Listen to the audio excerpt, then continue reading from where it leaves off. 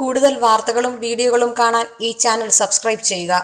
കൂടെ bell button അമർത്തുക. Please subscribe our channel. നമസ്കാരം. എല്ലാ മാന്യ ജ്യോതിഷ പ്രേമികൾക്കും ജ്യോതിഷ വിശ്വാസികൾക്കും ഈ എളിയ മനുഷ്യൻ്റെ എളിയ എപ്പിസോഡിലേക്ക് ഹാർദവമായ നിസ്സീമമായ സ്വാഗതം. മറ്റൊരു കമൻ്റാണ്, വാടക വീട്ടിൽ പാല് കാച്ചി കഴിഞ്ഞാൽ എനിക്ക് മറ്റൊരു വീടുണ്ടാവുമോ ഇല്ലയോ? അങ്ങനെയാണെങ്കിൽ നമ്മുടെ സ്വഗൃഹം വെടിഞ്ഞാണല്ലോ എല്ലാവരും മറ്റൊരു വീട്ടിലേക്ക് പോകുന്നത്. അവിടെയും വാടകയല്ലേ, അച്ഛൻ്റെ അമ്മയുടെ സ്വത്തല്ലേ, നമ്മുടെ ആണെങ്കിൽ തന്നെയല്ലേ, ശരിയല്ലേ? അവിടെ പാല് കാച്ചതായിരിക്കുമല്ലോ അല്ലേ.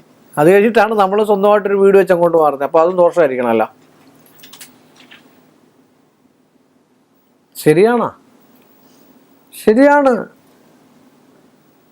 നമ്മൾ വേറൊരു ഫ്ലാറ്റിൽ താമസിച്ചു കുറച്ച് നാൾ പോയിപ്പോൾ നമ്മൾ എന്താ പറയുക, വല്ല ദുബൈയിലോ ഖത്തറിലോ അജ്മലിലോ ഒക്കെ താമസിച്ച്, മസ്കറ്റിലോ ഒക്കെ താമസിച്ചതിന് ശേഷം അവിടെ നമ്മൾ പാല് കാച്ചാറുമുണ്ട്, മറ്റു കാര്യങ്ങളുമുണ്ട്. ആദ്യം ആഹാരം വെച്ചു. ഇവിടെ ഒന്നൊരു വീട് വെക്കാൻ പറ്റില്ലേ?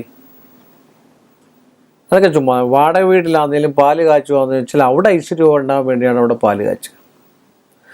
പാല് കാച്ചൽ ചടങ്ങെന്ന് പറഞ്ഞാൽ തന്നെ ഗൃഹത്തിൽ ലക്ഷ്മി ദേവി വന്നു എന്നുള്ളതാണ്.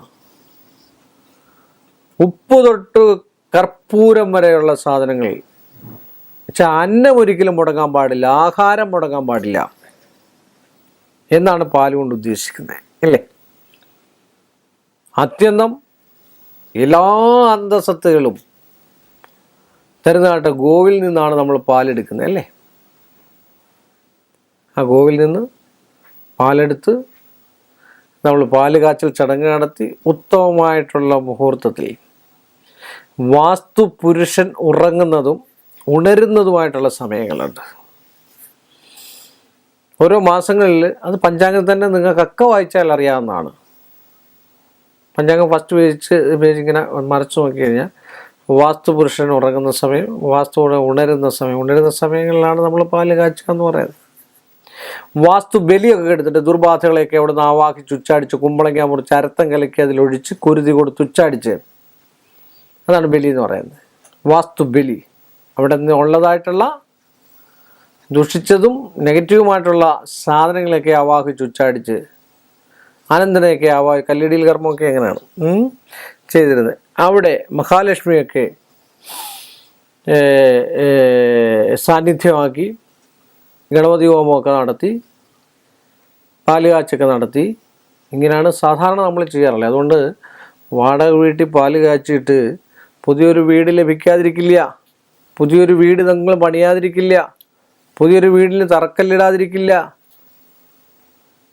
പുതിയൊരു വീട് പൂർത്തീകരിക്കാതിരിക്കും. ഇത് മാത്രം മനസ്സിലിട്ടുകൊണ്ടിരുന്ന് കഴിഞ്ഞാൽ ചിലപ്പം തടസ്സം വരും. കാര്യം അത് മറ്റു ദോഷം കൊണ്ടായിരിക്കും. അതുകൊണ്ട് ഉത്തമനായ ഒരു ജ്യോത്സ്യനെ പോയി കണ്ട് കൃത്യമായിട്ട് കവടി വെച്ച് നോക്കിയതിന് ശേഷം എന്തെങ്കിലും തടസ്സമുണ്ടോ, ഞങ്ങളൊരു പുതിയ വീട് പണിയാൻ തുടങ്ങുകയാണ്, വീട് അതുപോലെ വിവാഹം 28 കെട്ട് ഇങ്ങനെയൊക്കെയുള്ളതെന്ന് പറഞ്ഞു കഴിഞ്ഞാൽ ജീവിതത്തിൽ ഒരിക്കലേ നടക്കുള്ളൂ, അല്ലേ? വിവാഹമൊക്കെ നമുക്ക് 3-4 എണ്ണം നടക്കണമെന്ന് പറഞ്ഞിട്ടാണോ ഒരു ജ്യോത്സ്യനെ കണ്ട് കുറിക്കുക? പാലുകാച്ചൊക്കെ ഒരു 5-8 എണ്ണം നടക്കണമെന്ന്. അതുകൊണ്ടാണ് ജ്യോത്സ്യം പറയുന്നത് ഒറ്റ മുഹൂർത്തത്തെ കുറിച്ച് കൊടുക്കുള്ളൂ. അതുകൊണ്ടാണ് ജ്യോത്സ്യം പറയുന്നത് നേരിട്ട് വരുമെന്ന്, ഒരു ഐശ്വര്യം ഉണ്ടാകാൻ. നേരിട്ട് വരാൻ പറയുമ്പോൾ ചിലപ്പോൾ ദക്ഷിണയ്ക്കാണോ എന്ന് ചോദിക്കുകയല്ല, അതൊരു ചടങ്ങാണ്. ചടങ്ങ് ആചാരങ്ങൾ നിമിത്തമായിട്ട് പോകണമെന്നാണ് സംശയമില്ലാത്ത കാര്യം. ഒരു വിവാഹ നിശ്ചയം കുറിക്കാൻ നേരിട്ട് വരാൻ പറയും. ഒരു നാണയം ഒരു വെറ്റയിൽ പാക്കിലോടെ വെച്ചതിന് ശേഷം വേണം ഇത് വാങ്ങിക്കൊണ്ട് പോകാൻ. എന്നെങ്കിലും നിങ്ങൾക്ക് പ്രയോജനം ഉണ്ടാകത്തുള്ളൂ, ഇല്ലേ? ഉള്ളൂ, അങ്ങനെ പ്രയോജനം ഉണ്ടാവുള്ളൂ. അതുകൊണ്ട് നിങ്ങൾ വാടക വീട്ടിലാണെങ്കിലും നിങ്ങൾക്ക് നല്ലൊരു വീടും പുരയിടം ഒക്കെ ഉണ്ടാകാനുള്ള സാധ്യതയുണ്ട്. ഉത്തമനായ ജ്യോത്സ്യനെ കണ്ട് പരിഹാരമൊക്കെ നിർണ്ണയിച്ച് കണ്ടു കഴിഞ്ഞാൽ, അല്ലാതെ വാടക വീട്ടിൽ പാല് കാച്ചിയത് കൊണ്ട് നിങ്ങൾക്ക് വേറെ വീടുണ്ടാകാതിരിക്കത്തില്ല. നന്മയും ഉണ്ടാകത്തുള്ളൂ, നല്ല ഗൃഹങ്ങളും ഐശ്വര്യങ്ങളൊക്കെ ഉണ്ടാകട്ടെ. എല്ലാവർക്കും ഒന്ന് പ്രാർത്ഥിച്ചുകൊണ്ട് വീണ്ടും നമ്മൾ തമ്മിൽ കാണുന്നതുവരെ എളിയ മനുഷ്യൻ്റെ ഈ എളിയ എപ്പിസോഡ് ഇവിടെ വൈൻഡപ്പ് ചെയ്യുന്നു. നന്ദി, നമസ്കാരം. കൂടുതൽ വാർത്തകളും വീഡിയോകളും കാണാൻ ഈ ചാനൽ സബ്സ്ക്രൈബ് ചെയ്യുക. കൂടെ ബെൽ ബട്ടൺ അമർത്തുക. Please subscribe our channel.